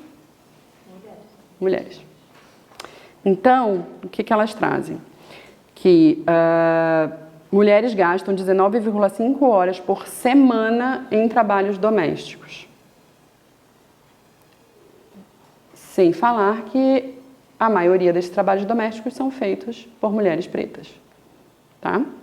Os homens gastam apenas 7,5 em trabalhos domésticos por semana. sendo que apenas metade dos homens faz algum trabalho doméstico, né? Essa sobrecarga do cuidado, tá? Ela gera impactos diretos na saúde mental, tá? Então, olha o achado da Think Yoga. O trabalho do cuidado não remunerado, se nós fôssemos remuneradas, nós, nossas avós, todas as mulheres que cuidaram de nós, fôssemos remuneradas, equivaleria a 10 trilhões de dólares. Esse valor é 24 vezes maior do que a economia produzida no Vale do Silício. Então, esse gráfico ele é bem intuitivo, né? PIB maior. China, Estados Unidos, União Europeia, Índia e mulheres não pagas. Veja, essa consciência é muito importante quando a gente está diante de mães que viram pra gente e dizem, mas eu sou só mãe. Ou ao contrário também, quando mulheres que estão trabalhando e os homens estão fazendo o trabalho do cuidado, né? E cuidar pra gente não reforçar esse machismo. Quanto se gastaria para que alguém fizesse o trabalho que esse homem está fazendo dentro de casa? Né? Então, essa é uma pesquisa muito importante, tá? Que traz essa evidência de que o cuidado é o maior subsídio à economia. Né? Marcela, fala. Eu só quero compartilhar uma coisa que eu acho que é bem pertinente, assim, que é um caso que aconteceu essa semana, que era o dia de levar da minha filha e as amiguinhas irem escolherem alguma profissão, principalmente dos familiares, e representar na escola. E aí, no final da aula, eu perguntei, né? Aí ela falou, fulana foi de bombeira, que a mãe dela é bombeira. A outra, a mãe dela foi de médica. E a outra? A outra não foi de nada, a mãe dela não é nada. E eu tive esse diálogo. A mãe dela não é A mãe nada. dela não é nada. E eu falei pra ela, olha quanta coisa a mamãe faz. A mamãe dela com certeza te leva na escola, volta com você pra escola, faz ela dormir, dá banho, alimenta, ajuda na limpeza da casa, cuida de quando você tá dodói. Então a mãe dela faz muita coisa, assim como as outras mamães. E eu achei tão pesado ela voltar com isso. Eu acho que até a gente precisa educar sobre o tanto de coisa que a gente Sem faz dúvida. sendo mãe. Sem dúvida. Isso doeu na minha hora que ela falou. Sem dúvida. A mãe da fulaninha não é nada. Obrigada pelo teu relato. Eu vendo também agora a era do home office, as crianças tendo como referência a mãe só sentada na frente do computador. Então a mãe dela é médica, eu não vou ser igual a você que vou ficar só no computador. Eu quero ser médica, eu quero ser bombeira. E daí está crescendo muito porque a gente está ficando mais em casa e trabalhando. E isso não é visto pelas crianças. Exato, exato. E a mudança do mundo que a gente deseja é parte da educação, né, de gênero dentro de casa. Né? A própria OMS vai dizer, eu vou só trazer essa citação da Silvia Federici, que para mim resume muito a economia do cuidado, né? Então, o corpo das mulheres é a última fronteira do capitalismo. Imagine se as mulheres entrarem em greve e não produzirem filhos, o capitalismo para. Se não há controle sobre o corpo da mulher, não há controle da força de trabalho. As diferenças não são o problema é a hierarquia. Então, gente, o home office materno, ele surge muito... O home office materno, o empreendedorismo materno, ele surge muito como um discurso bonitinho, né, do capitalismo para nos enlouquecer. Porque quem vive isso e vive um home office com criança em casa, né, sabe do quanto é inviável, do quanto isso é adoecedor. Você está, né, desempenhando 3, 4 funções ao mesmo tempo e essa sensação a todo momento de insuficiência. Né? Ai, porque meu filho nasceu, eu virei empreendedora. 90% dos casos que você vai ouvir é porque a mulher não teve direitos trabalhistas e ela teve que produzir alguma coisa para sobreviver ao capitalismo. Né? Então a gente também não tem como ter uma ideia sobre saúde mental materna se a gente não tiver essa consciência, dos impactos, né, da economia na nossa saúde, né? Desigualdade salarial, tá? Dados da ONU 2023, muito recente. A cada $1 que um homem ganha, a mulher ganha 51 centavos. Se a gente está falando de saúde mental materna, a gente também precisa estar falando sobre desigualdade de gênero que desemboca em desigualdade salarial. A mulher que não possui algum tipo de fonte de renda e de autonomia é uma mulher que está mais suscetível à violência doméstica e de gênero, né? E, infelizmente, é o que a gente mais escuta. E a feminização da pobreza, né? Aham, exatamente, exatamente. Gente, vou falar para vocês sobre as políticas públicas aqui no Brasil, para vocês entenderem onde estamos, trazer índices, tá, sobre os transtornos mentais mais prevalentes aqui no nosso país e apresentar 3 escalas. E dessa forma a gente fez o tour necessário para que vocês, né, possam curtir o final de semana de vocês tendo absorvido bastante conhecimento, né? Mas, para ser bem clara, a gente não tem política pública específica de saúde mental perinatal no Brasil, tá? Não tem um programa, um protocolo, guia, tá, do Ministério da Saúde para a saúde mental perinatal. Então, o Maio Furtacor, mais uma vez, não é uma campanha para Clube da Luluzinha e vamos se reunir para falar de maternidade. Vamos se reunir para reivindicar direitos e políticas públicas de saúde. É isso, eu preciso que vocês entendam o objetivo realmente do Maio, né? É um objetivo político suprapartidário, como eu expliquei no início, né? O que a gente tem, na verdade, no Brasil são fragmentos de políticas públicas. Vai ter ali o programa de humanização do parto e nascimento, né? Que é um grande avanço, mas não é algo que estruturou qualquer protocolo específico de saúde mental perinatal, né? Tem repercussões positivas à humanização, né? Protetivas, uma experiência positiva de parto e nascimento vai ser protetiva à saúde mental materna, mas isso por si só não é um protocolo específico de saúde mental perinatal, né? Tem a questão da rede cegônia, tem a questão da saúde integral da mulher negra, mas também não está ligada à saúde mental perinatal, tá? O nosso foco precisa ser na atenção primária, a gente precisa capacitar profissionais nas UBSs, tá? E é isso que a gente tenta. A gente já fez isso e tem feito em algumas cidades, tá? Representantes que a gente forma vão nas UBSs formar os profissionais, enfermeiros, médicos, fonos, nutri, psicólogos. Mas isso é muito pequeno perto de tudo que precisa ser feito. E não é o Maio Furtacor que tem que fazer isso. Entende?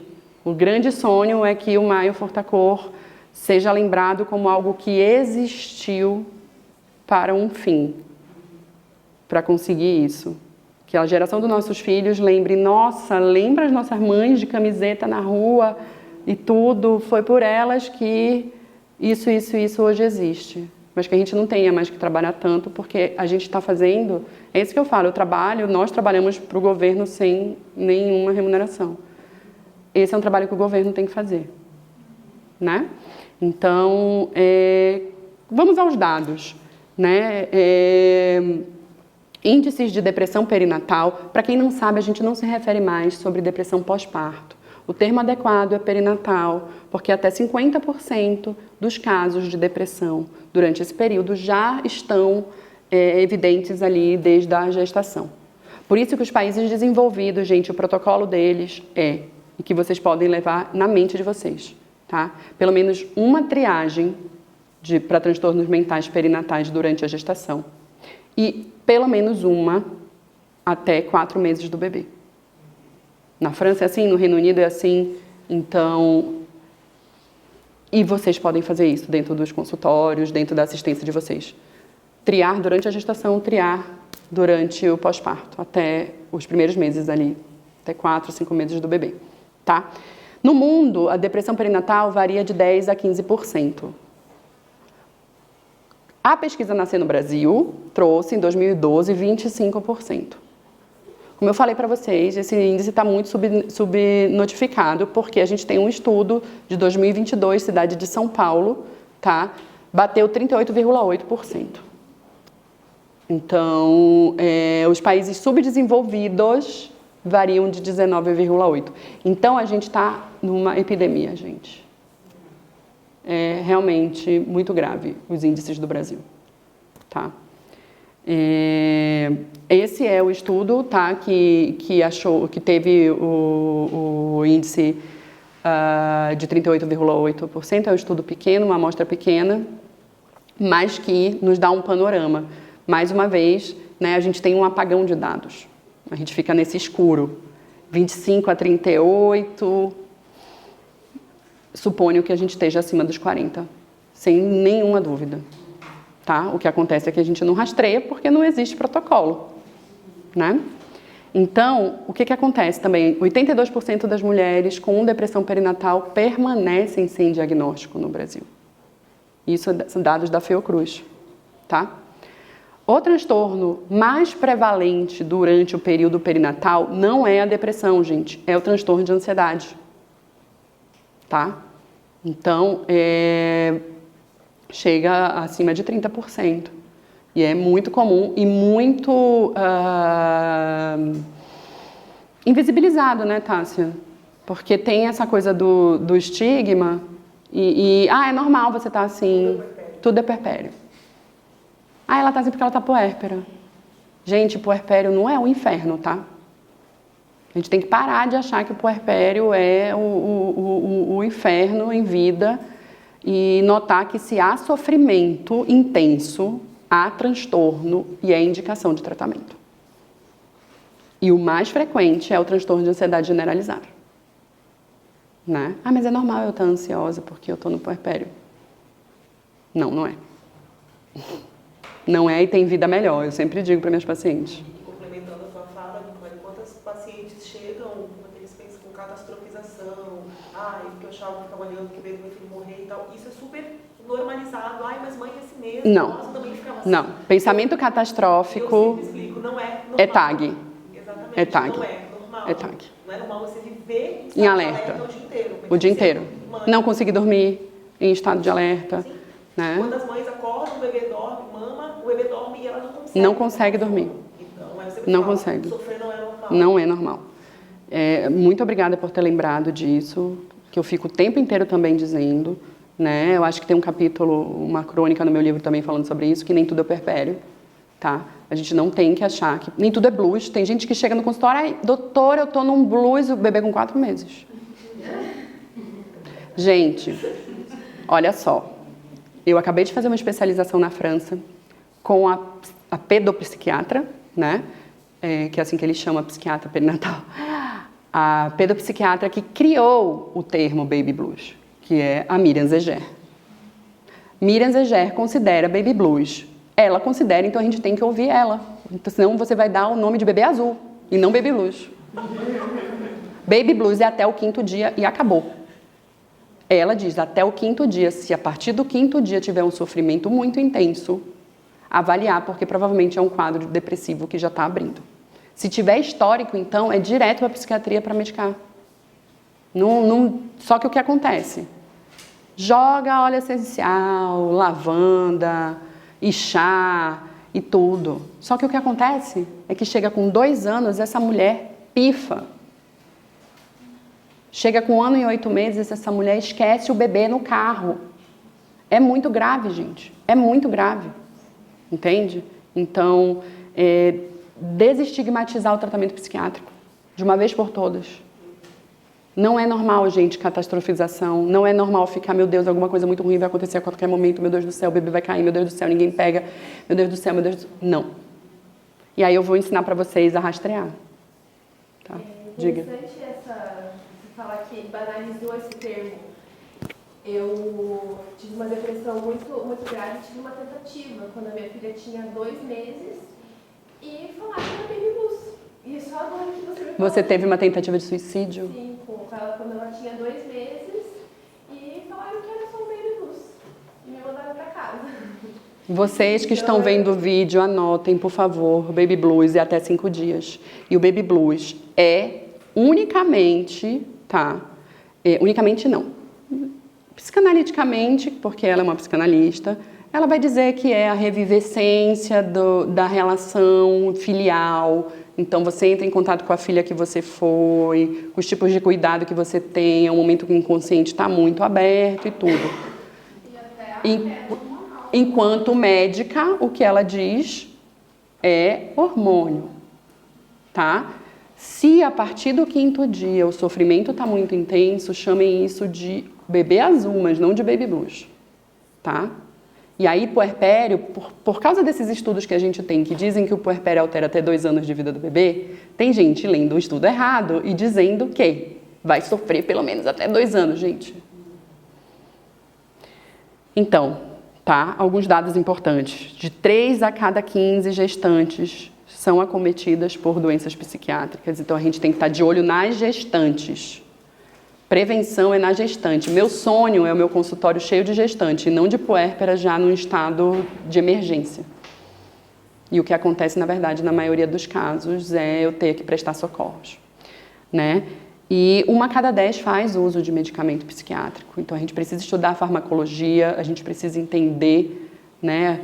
A capacitação não tem como durar 12 horas hoje, mas, doutora Tássia, pode fazer essa contribuição para a gente sobre a maioria das medicações serem seguras para o bebê? Sim, tem muito estigma, né? As mães chegam, e até profissionais, infelizmente, a gente sempre conversa isso, eu e Nicole, que não pode tomar nada, sendo que a gente tem muita medicação, com muita segurança, na gestante, na lactante principalmente. A lactante a gente tem uma vasta possibilidade de medicações, e que, na verdade, eu sempre explico para elas, o adoecimento, elas estarem gestantes doentes, é muito mais grave, faz muito mais malefícios, tem muito mais riscos de complicações obstétricas do que você tomar uma medicação segura. Então, a gente sempre pesa o risco-benefício dos medicamentos, mas a gente tem muita coisa para medicar. E eu acho que esse trabalho, né, até, infelizmente, não tem mais colegas médicos aqui, obstetras. Convidei. Quantas vezes aquele imaginário, né, a gestante, a gestação é protetiva, e tiram o medicamento da grávida? Quantas mães... É muita violência. Eu pego com quadros graves porque foi tirado, assim, ela está grávida e tiram um antidepressivo. Eu já peguei caso de pediatra fazendo isso, gente. Sim, não, você vai ficar bem mesmo. Então, assim, e essa mãe, além de ficar mais adoecida, ela ainda vem com uma culpa. Nossa, mas o médico falou que era para eu estar bem, mas eu não estou. Sim, ela já estava doente, foi tirado um remédio antes do tempo, sem o acompanhamento. Então, é muito importante essa fala mesmo para levar conscientização, educação, né, para os profissionais. A gente, enquanto profissional, não pode ter nenhum estigma em relação à farmacologia, tá? Jamais induzir que uma paciente abandone o seu tratamento psiquiátrico. Fora isso, né, esse gráfico a gente traduziu, né, de um estudo de 2022, traduzi livremente para o português para trazer exatamente os impactos que os transtornos psiquiátricos maternos não tratados trazem para a vida inteira do bebê, tá? Então, eu não quero fazer mal para o meu bebê. Essa depressão vai fazer, tá? Transtornos de ansiedade generalizada não tratado durante a gestação, depressão, toque e tantos outros, bipolaridade, influenciam em parto prematuro. Não tenho o que fazer, o que eu já ouvi de obstetra me dizendo. Restrição de crescimento, ameaça de parto prematuro. Obstetra dizendo para mim, não tem o que fazer, tem. Primeiro, afasta a mulher do trabalho. Segundo, repouso absoluto. Terceiro, yoga, mindfulness, afasta a mulher do trabalho doméstico. E eu já tive casos de conseguir chegar com um bebê a termo, depois de todo esse manejo dentro do consultório, né? Então, a nossa atuação dentro da assistência materno-infantil tem um impacto muito grande e efetivo, tá? Para os desfechos neonatais e os desfechos obstétricos. Como vocês podem ver, né? Então, o transtorno mental não tratado durante a gestação vai trazer impactos na conexão mãe-bebê, vai trazer baixa adesão no acompanhamento pré e pós-natal. Então, mulheres que sofrem de transtornos mentais durante esse período da vida não fazem o pré-natal corretamente, tá? Desnutrição, risco aumentado de parto prematuro e pré-eclâmpsia. E a gente olha para o parto prematuro e pré-eclâmpsia como se fosse, ai, foi o acaso, o etéreo, baixou uma nave que trouxe esse destino para essa mulher. E a gente que está vendo ela toda semana, eu falo, nesse caso com as terapeutas, né?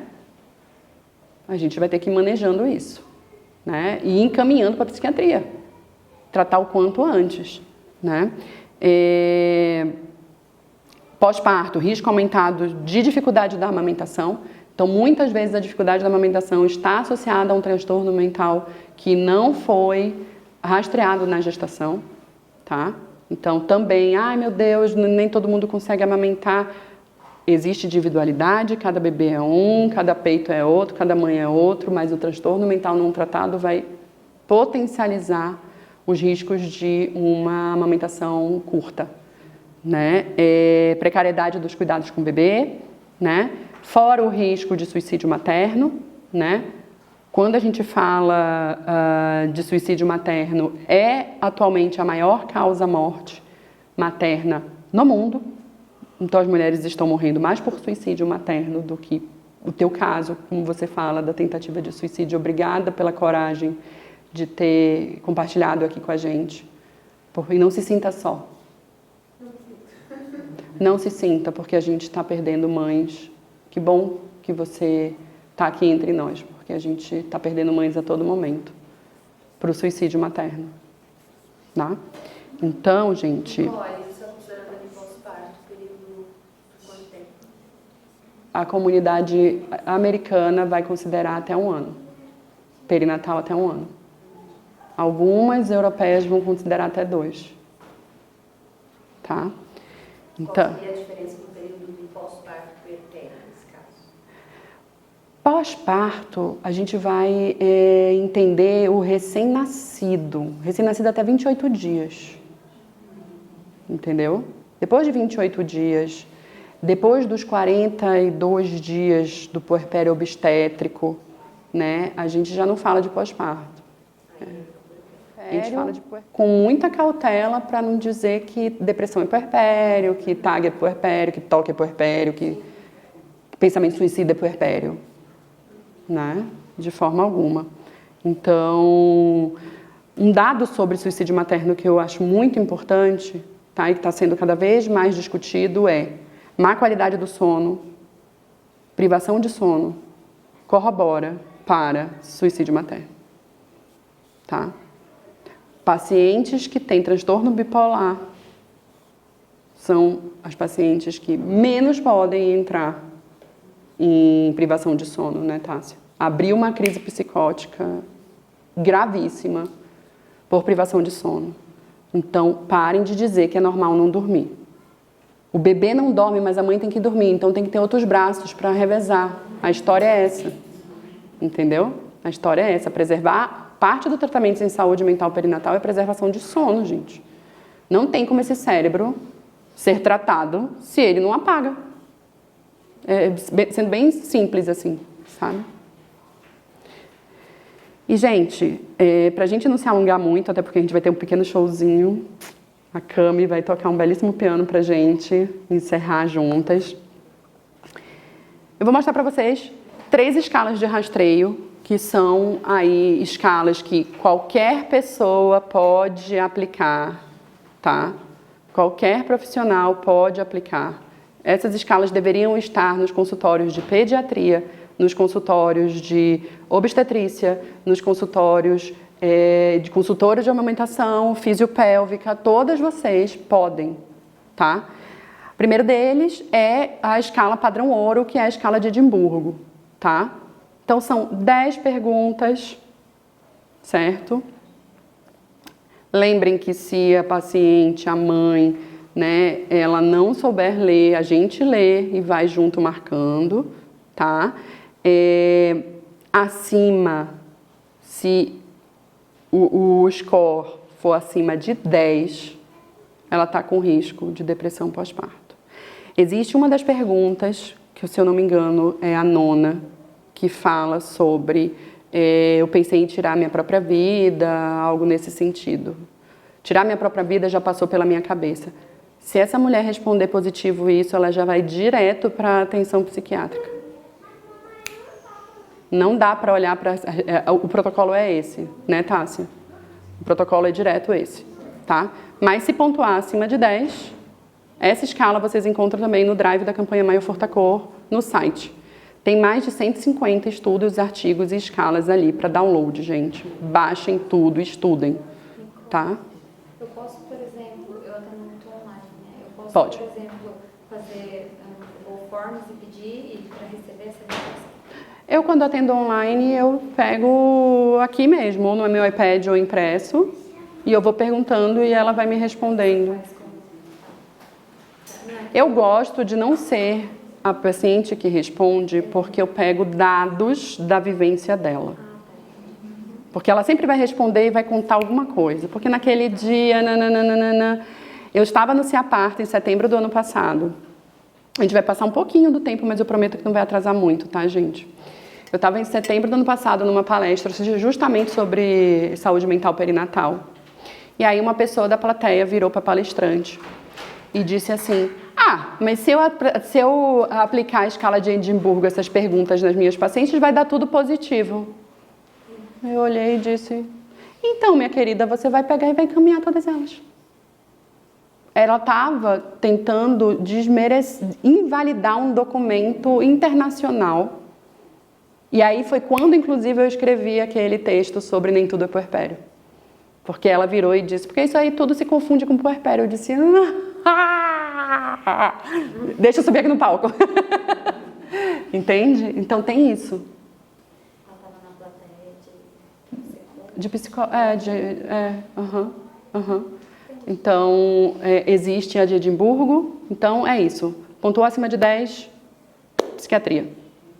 Tá? Só falando da pergunta sobre a questão de a pessoa tirar a própria vida, a questão assim, a gente nunca pode menosprezar, minimizar um potencial risco de suicídio. Nunca.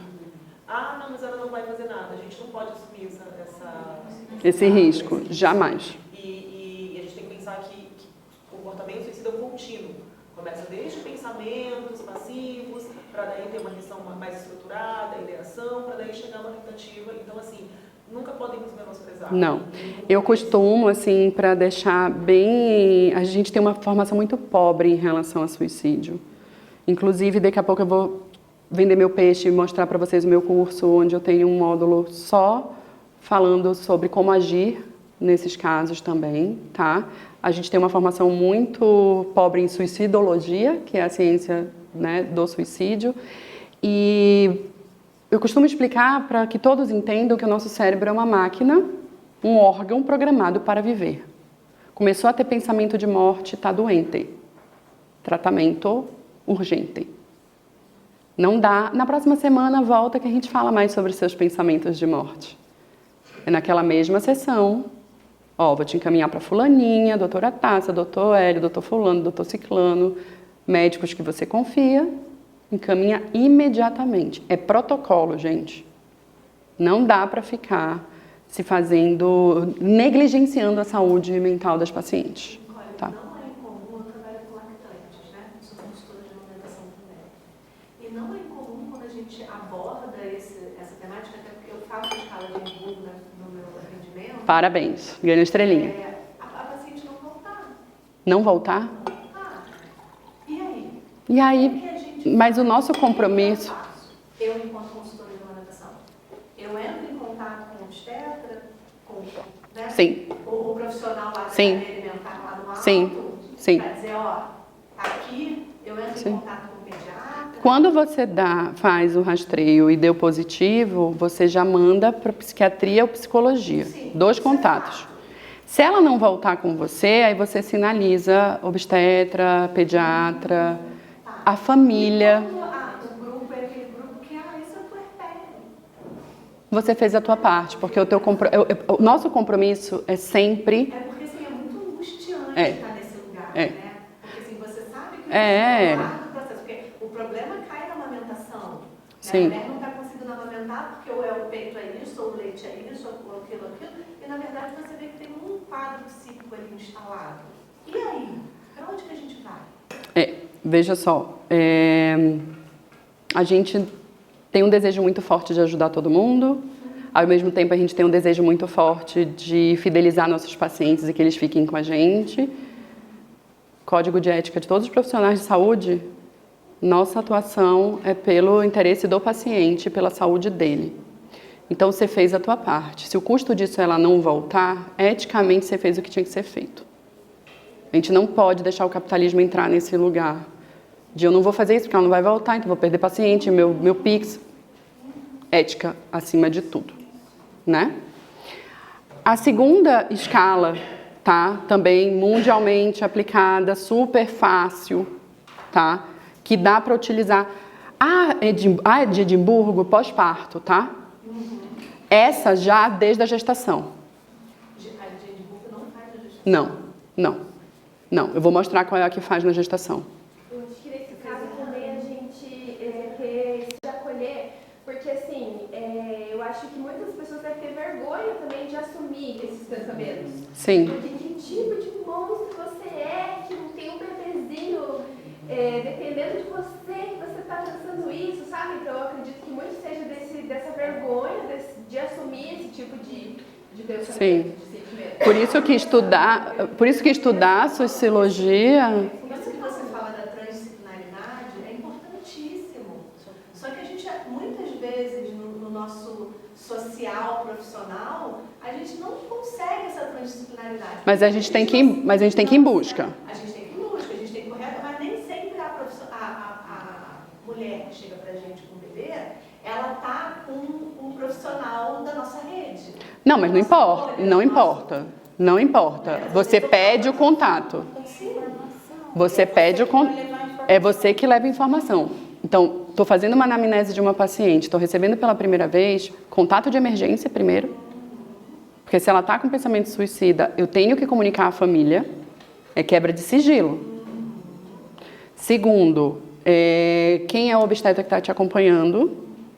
Se eu conheço, tudo bem. Se eu não conheço, me dá o número dele. A gente tem que fazer isso. Eu e Tássia, por exemplo, né? Eu trabalho com vários psiquiatras, tá? Mas a Tássia é a única que está aqui hoje, né? Eu falo com ela semanalmente. A gente troca áudios, atende fulana, não sei o que, dou feedback.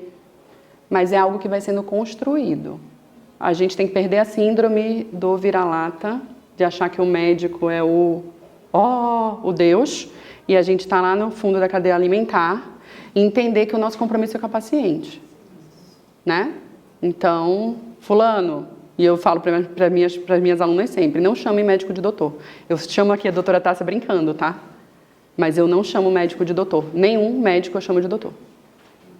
Fulano, aqui é a Nicole, eu sou terapeuta da fulana, eu quero discutir o caso com você. Você tem um tempinho? Quer que eu te ligue ou mando áudio? Como você prefere?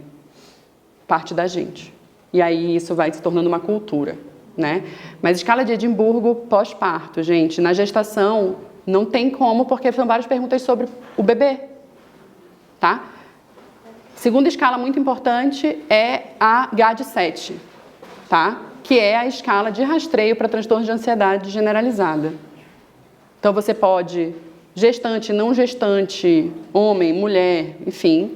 Ela é muito simples, são poucas perguntas e aqui já está a contabilização, tá? Os score, para que vocês possam contradados no argumentos. Eu acho que eu não estou ansiosa, eu acho que é puerpério. Tá, tudo bem, mas vem cá.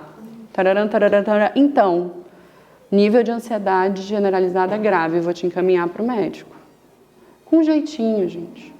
Tá? Mas qualquer uma de vocês pode usar o GAD-7. Essa gestação no pós-parto? Ela pode ser na gestação e no pós-parto. Tá? Qualquer pessoa. Qualquer pessoa. Tá? E o PHQ-9, que também é um instrumento super simples também para rastreio de depressão. Não é só perinatal. Tem estudos que usam o PHQ-9. Eu costumo, durante o pós-parto, utilizar essas 3, pelo menos. tá? A Ana Brandino, que é uma doutora que trabalha com a gente também no Maio Furtacô, ela tem estudos sobre o PHQ-9 em gestante, em pós-parto. Então, é complementar a escala de Edimburgo, sabe? Porque vai aparecer sintomas mais ligados ao quadro depressivo. O PHQ-9 ele não vai falar de bebê e de maternidade, mas ele fala sobre o estado mental do paciente. E aí é legal. Essa tríade, né? A gente tem 300 escalas possíveis, mas essas são as mais breves, mais eficazes, que a gente vai ter mais estudos, né, para fazer. Então, antes da gente passar para o nosso momento de encerramento, eu quero só mostrar para vocês algumas coisas sobre meu trabalho. Uma leva a outra, leva uma, leva a outra, leva uma mãe, apoia a outra, apoia uma mãe, apoia a outra, apoia uma. Depois de brincar, cuidar da cria a tarde inteira. Antes disso, tá vira loucar ou morrer de canseira. Pede ajuda, mãe, ajuda a outra, vê se ajuda a mãe.